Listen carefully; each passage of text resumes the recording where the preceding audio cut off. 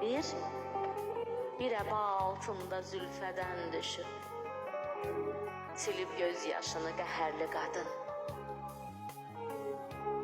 Gündüzlər sevilib, gecə ağlayıb, kim bilir, nə çəkib kədərli qadın.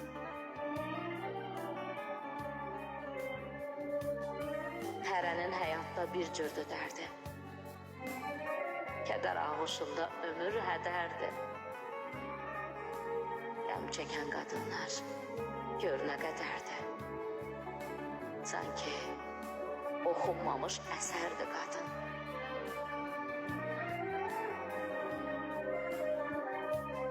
Sevinib gülməyə həsrət çəkərmiş, xəlvətcə ağlayıb qəm yaş tökərmiş.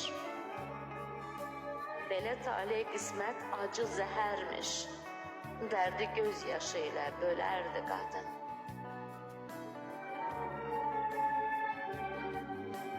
Qəm içində keçib günü, saatı, hüzünlə yaşayıb belə həyatı.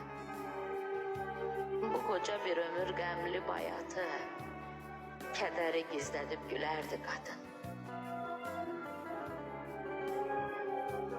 Qadın var, ana tək xoşbəxt elə. Qadın var, gözündə yaş gilə-gilə.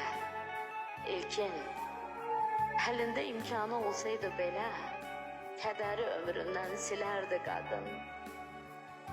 Ay ilkin, əlində imkanı olsaydı belə, kədəri ömründən silərdi qadın.